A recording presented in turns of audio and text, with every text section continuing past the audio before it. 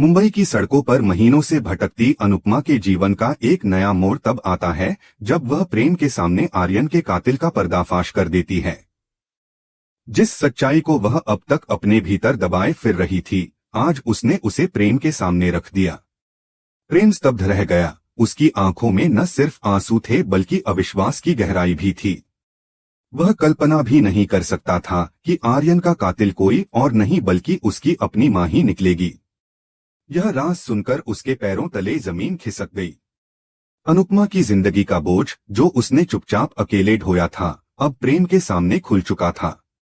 कहानी की शुरुआत तब होती है जब अनुपमा मनोहर लाल जी के घर जाती है। दरवाजे पर दस्तक देती है और उन्हें आवाज लगाती है, लेकिन मनोहर लाल जी सामने नहीं आते। तभी अंदर से एक आवाज आती है, हम यहाँ हैं, पलंग के नीचे मकड़ी के जाले साफ कर रहे हैं। अनुपमा चौंक जाती है और कहती है, आप ये सब क्यों कर रहे हैं? मैं कर देती हूँ। मनोहर लाल जी हंसते हुए जवाब देते हैं, मकड़ी के जाले हटाते हुए एक फायदा ये भी होता है कि खोई हुई चीजें मिल जाती हैं। और सबसे अच्छी बात तब होती है जब वो चीजें मिलती हैं जिनकी उम्मीद तक छोड़ दी हो। यह बात सुनते ही अनुपमा की आंखों में एक सन्नाटा उतर आता है, क्योंकि उसने भी अपनी जिंदगी में बहुत कुछ खो दिया है, उम्मीद, अपनापन, विश्वास, सब कुछ। मनोहर लाल जी इस पर मुस्कुराकर कहते हैं, वाह क्या सुविचार है, चलो फटाफट इसे बोर्ड पर लिख दो। अनुपमा जैसे ही उस सुविचार को बोर्ड पर लिखती है, उनकी हैंडराइटिंग देखकर वह कहते हैं, तुम्हारे अंदर लिखने की कला है अनुपमा। फिर वह चाय बनाने के लिए कहते हैं और मजाक में यह भी जोड़ते हैं कि आज वह अपनी चाय शेयर नहीं करेंगे। उसी समय हम प्रार्थना को देखते हैं जो अपने बोरिया बिस्तर के साथ शाह हाउस से निकल चुकी है। अब उसके पास न तो ठिकाना है और न ही सहारा। वह एक एक कर अपने दोस्तों को कॉल करती है, सिर्फ 2 दिन के लिए छत की गुहार लगाती है। एक दोस्त हामी भरती है और कहती है, तू ऑफिस से सीधा मेरे घर आ जाना। कॉल काटने के बाद प्रार्थना थोड़ा लड़खड़ाती है, उसे चक्कर आते हैं। खुद से कहती है, नहीं, अब तुझे ही खुद को संभालना है। अंश को कॉल नहीं करना है, नहीं तो उसके और बा के बीच फिर से कलह होगी। मुझे अपने साथ साथ अपने बेबी का भी ध्यान रखना है, लेकिन उसे लगातार यह महसूस हो रहा है कि कोई उसका पीछा कर रहा है, कोई जो उसे अकेला पाकर नुकसान पहुंचा सकता है।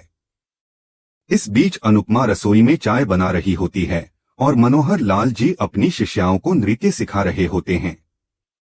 फिर वह दवाइयां लेने के लिए आते हैं तो अनुपमा पूछती है, यह सब क्या है? वह बताते हैं कि ये सब आयुर्वेद है, वह भारतीय जड़ी बूटियों पर भरोसा करते हैं।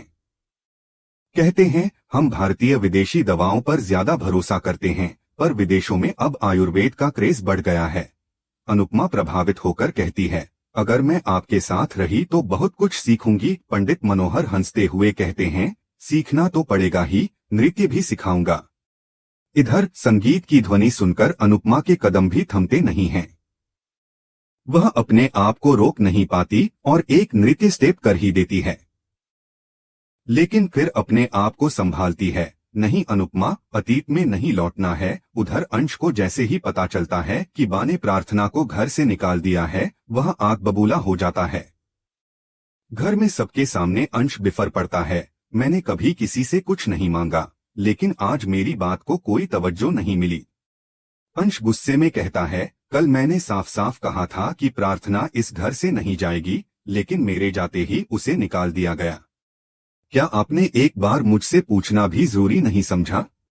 वो मेरी दोस्त है, प्रेग्नेंट है, और उस पर वो राक्षस गौतम नजरे गड़ाए हुए है। कम से कम उसके या उसके बच्चे के बारे में तो सोचते। बा इस पर तीखा जवाब देती हैं, इतनी फिक्र है तो तू चला जा उसके पास। अंश कहते हैं, आप समझ क्यों नहीं रही हैं बा, ये सिर्फ दोस्ती है, इससे ज्यादा कुछ नहीं। मैं इस घर के लिए अपनी पसंद, अपने सपने कुर्बान कर चुका हूँ। कॉरपोरेट की दुनिया मुझे नहीं भाती, फिर भी मैं सब कुछ कर रहा हूँ ताकि इस घर की इज्जत बनी रहे। लेकिन अब मुझे लग रहा है कि मेरी कोई इज्जत नहीं है यहाँ। यह सारा दृश्य एक बवंडर की तरह है जिसमें हर पात्र अपने अपने संघर्ष से जूझ रहा है। अनुपमा अपनी सच्चाई के बोझ से, प्रार्थना अकेलेपन से, और अंश उस घर की बेरुखी से जहां वह अपनी पहचान खोता जा रहा है। परंतु आज की सबसे बड़ी सच्चाई यही है कि अनुपमा ने न सिर्फ प्रेम के सामने कातिल का नाम उजागर किया, बल्कि अपने ऊपर लगे इल्जामों की धूल भी झाड़ दी है। अब आगे क्या होगा? क्या प्रेम अपनी मां के अपराध को स्वीकार कर पाएगा? और क्या प्रार्थना की जंग में अंश उसका साथ देगा? ये सब जानना अब बेहद रोमांचक होगा। अंश की आवाज गूंजती है, अगर आप प्रार्थना को इस घर में वापस लाने के लिए नहीं मानते ना, तो मैं भी यह घर छोड़कर चला जाऊंगा। यह सुनते ही पूरा शाह हाउस सन्न रह गया। सबके चेहरों पर हैरानी थी और बा के चेहरे पर गुस्सा। अंश का गला भारी हो चुका था, लेकिन उसकी बातों में दृढ़ता थी। आप चिंता मत कीजिए, मैं घर के खर्चे के लिए पैसे भेजता रहूंगा, कोई कमी नहीं आने दूंगा। लेकिन जहां मेरी इज्जत नहीं, वहां मेरा रहना भी बेकार है। बा, मुझे गलत मत समझिए, मैं बस आपको ये याद दिलाना चाहता हूँ कि मैं इस घर का अच्छा बेटा हूँ, लेकिन फिर भी मेरे साथ ही ऐसा क्यों हो रहा है? माँ ने ताना मारा, वाह बेटा, 4 पैसे क्या कमाने लगा है, अपनी माँ को ही आंख दिखा रहा है। मेरा बेटा वनराज अकेला इस घर को संभालता था, पैसे कमाता था, लेकिन उसने कभी मुझसे ऊंची आवाज में बात नहीं की। अंश ने संयम से जवाब दिया, दादू तो आप सबको छोड़कर भाग गए थे पैसे लेकर। मैं वैसा नहीं हूँ बा, मैं कुछ भी कह सकता हूँ उनके बारे में, लेकिन मैं नहीं चाहता कि आपको ठेस पहुँचे। दूसरी ओर प्रार्थना रात के अंधेरे में अकेली सड़क पर चल रही थी। डर, थकान और कमजोरी उसके कदमों को डगमगाने लगी थी। उसे लगने लगा था कि कोई उसका पीछा कर रहा है। तभी एक गाड़ी उसके सामने आकर रुकी और उसमें से गौतम निकल पड़ा। बिना कुछ कहे उसने प्रार्थना का बैग छीना और उसे कार में घसीटने लगा। ड्राइवर को तेज चलाने का आदेश देते हुए उसने कहा, तूने मुझसे धोखा किया, अब अंश के बच्चे की मां बन गई। अब मैं तुझे और उस बच्चे को नहीं छोड़ूंगा, दोनों को खत्म कर दूंगा। प्रार्थना डर और हिम्मत के बीच झूल रही थी। वह चिल्लाई, नहीं, मत करो ऐसा। और जैसे ही उसे एक मौका मिला, उसने चलती कार का दरवाजा खोला और छलांग लगा दी। वह सड़क पर बुरी तरह गिरी, शरीर जगह जगह से छिल गया। पीछे से आ रही बाइक पर एक पुलिसवाला दिखा, जिससे डर के मारे गौतम कार नहीं रोक सका। वह बड़बड़ाया, इसकी किस्मत अच्छी है, वरना आज तो इसका खेल खत्म था। उधर अनुपमा पंडित मनोहर लाल जी के घर में अपने काम में लगी हुई थी। पंडित जी किताबों के बीच अपने बेटे और बेटी की तस्वीरें देख रहे थे। अनुपमा ने पूछ लिया, ये कौन हैं? उन्होंने जवाब दिया, मेरे बच्चे हैं, मुझसे बहुत प्यार करते हैं, विदेश में हैं, बार बार मुझे वहां बुलाते हैं, लेकिन मैं देश नहीं छोड़ सकता। यहाँ मेरी कला है, मेरी मिट्टी है, मेरा मन। अनुपमा ने महसूस किया कि वह कुछ छुपा रहे हैं। उन्होंने कहा, मेरा बेटा रोज कॉल करता है। अनुपमा ने संयम से कहा, पर मैंने तो कभी फोन की आवाज नहीं सुनी। पंडित जी बोले, रात को करता है, जब यहाँ रात होती है, वहाँ दिन होता है। अनुपमा समझ गई कि यह एक दर्दनाक झूठ है। शायद पंडित जी भी अकेले हो गए थे, अपने बच्चों के वादों के भरोसे, जैसे वह खुद थी।